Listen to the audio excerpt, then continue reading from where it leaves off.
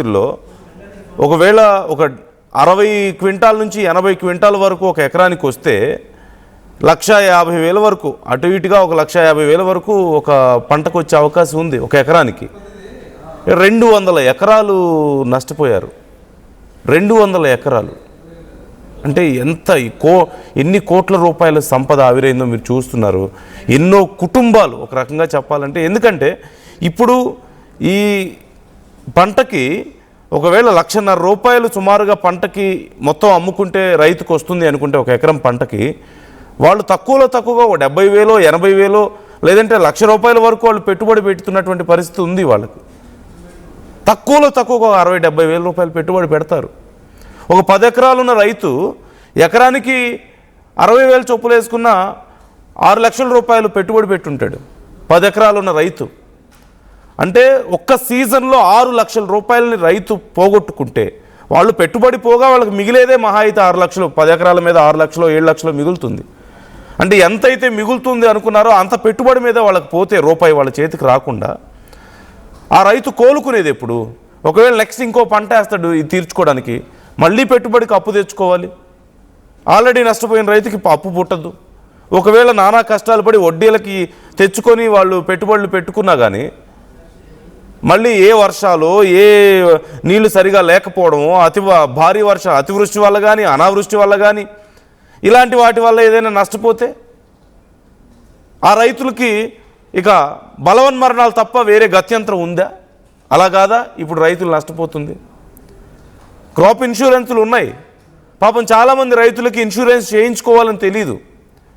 More of there are lot of conditions. ఇన్సూరెన్సులు రావాలన్నా సరే ఎన్నో కండిషన్స్ మధ్యలో ఉంటుంది పరిస్థితి.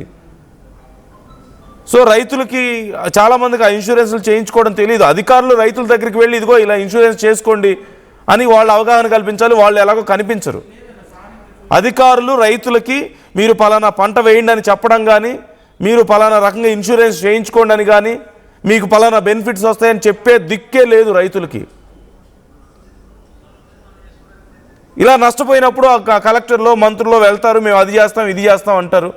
ఒక రైతు మహా అయితే 1,00,000 రూపాయలు నష్టపోతే ఒక 20,000 30,000 మహా అయితే అది కూడా అదృష్టం బాగుంటే వస్తుంది, లేదంటే అది కూడా రాదు.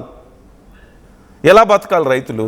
మళ్ళీ రైతే రాజు, రైతన్న, రైతు ప్రభుత్వం ఇలా పేర్లు పెట్టుకుంటుంటారు.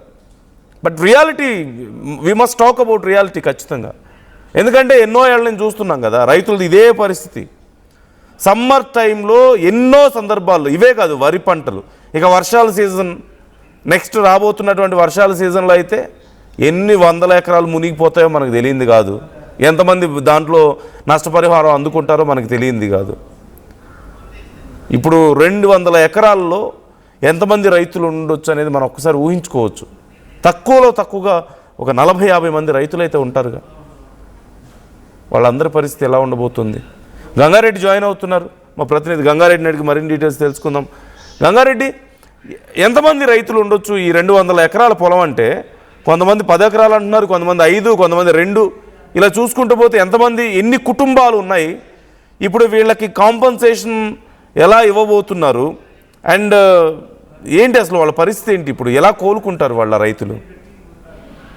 నందు, ఏదైతే మొక్కజొన్న పంట చేతికి వచ్చిన పంట అగ్గి పూర్తయిన పరిస్థితి కామారెడ్డి జిల్లా మద్నూరు మండలం షేకాపూర్ పెద్ద ఏక్లాపూర్ గ్రామ శివార్లో చేస్తుంది. సుమారు 200 ఎకరాల పంట అగ్నికి ఆవుతైంది. అగ్నికి ఆవుతైన నేపథ్యంలో పక్కనే ఉన్న మద్నూరు మండలం నుండి ఫైర్ ఇంజన్ వచ్చి అక్కడికి మంటలు అంటుకున్న నేపథ్యంలో దాన్ని ఆర్పేందుకు ప్రయత్నించారు. కానీ పూర్తి స్థాయిలో మంటలు ఒకసారి వ్యాపించడంతో కొంతమేర ఫైర్ ఇంజన్ వాళ్ళు అగ్నికి ఆవుతైన పంటను కాపాడిన పరిస్థితి. కానీ సుమారు 200 ఎకరాలు కాలిపోయిందంటే ఒక ఎకరానికి 40 నుంచి 60 క్వింటాల దిగుబడి వస్తుంది. ఇప్పుడు ప్రభుత్వము మద్దతు ధర ఇస్తున్న నేపథ్యంలో 2,340 రూపాయల మద్దతు ధర ఉంది. దానివల్ల ఒక రైతుకు సుమారు భారీగా నష్టం జరిగిందనే చెప్పాలి. ఇదే కోణంలో సుమారు అందులో 200 ఎకరాల పంట నష్టం జరిగిందంటే అక్కడ సుమారు 50 నుంచి 60 మంది కుటుంబాలు, రైతులకు సంబంధించిన కుటుంబాలు రోడ్డున పడ్డాయని చెప్పాలి. ఒక ఎకరానికి 30 నుంచి 40 వేల పెట్టుబడి అవుతుంది యాసంగిన పంట సాగు చేయాలంటే. అదే కోణంలో కూడా ఈ అతివృష్టి అనావృష్టి అనకుండా భారీ వర్షాలు వడగళ్ల వానల వల్ల చాలా మంది రైతులు ఇప్పటికే నష్టపోయారు.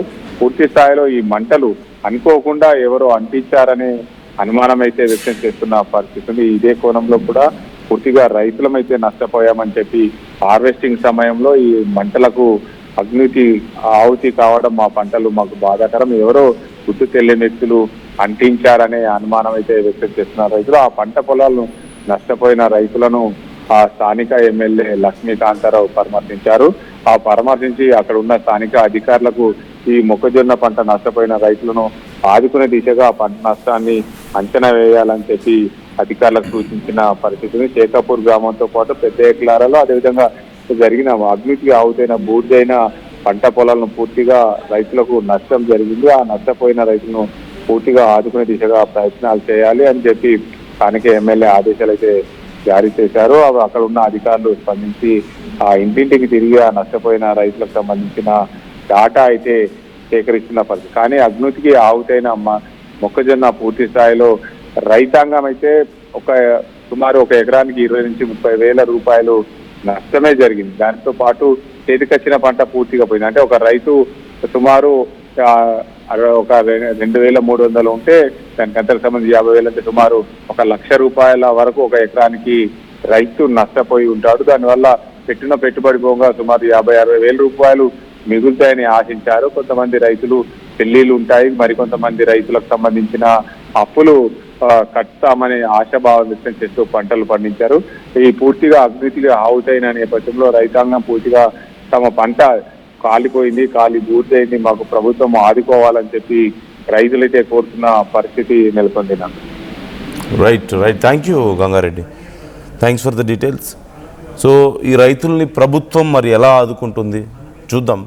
అంటే ప్రజెంట్ రైతుల పరిస్థితి ఏంటి, ఈ విచారణ ఎలా చేస్తున్నారు? షార్ట్ సర్క్యూట్ కారణం అని చెప్తున్నారు, కొంతమంది ఏమో లేదు మంటలకు నిప్పు పెట్టారని చెప్పి చెప్తున్నారు. మరి అధికారులు ఏ విచారణలో ఏం తేలుస్తారు, రైతులను ఎలా ఆదుకుంటారు? డీటెయిల్స్ ఆర్టీవీ అంశానికి సంబంధించి ఫాలోఅప్ చేస్తుంది, డీటెయిల్స్ మీకు ఎప్పటికప్పుడు అందించే ప్రయత్నం చేస్తుంది. And try to comment your opinions. మీ అభిప్రాయాలు ఎలా ఉన్నాయి ఈ అంశానికి సంబంధించి? అండ్ రైతులు చాలామంది ఎలా రెస్పాండ్ అవుతున్నారో నష్టపోయిన వాళ్ళు ఒకసారి మనం చూద్దాం. వచ్చిన పంట కరెంటు వల్ల బాగా నష్టపోయింది. పందులకు కోతులకు కావాలి, చిలుకలకు ఉండి తెల్లం దాకా పొద్దున్న దాకా నీళ్ళు కట్టుకొని మేము ఎంత కష్టపడ్డాము అంత నష్టం అయిపోయింది మాకు. రైతుకు ఇంత నష్టం ఎవరికి కూడా జరగద్దు. ఎట్లయిందమ్మా ఇది? ఎవరికి అది కరెంటుతోనే వచ్చింది. కరెంటుతోని ఇది ఇద్దరు అన్నదమ్ములు, మా బావది మాది 10 ఎకరాల చేను కరెంటుతోనే మొత్తం కాలిపోయింది. చిన్న పిల్లలు పట్టుకొని ఎండనక వాననక ఎంత కష్టం చేసుకున్నా ఇప్పుడు తినే టైంకు ఇంత జరిగింది మాకు కష్టం. వచ్చిన పంట రైతులం, చిన్నకారు రైతులం మేము. ఈ పంటకు బాగా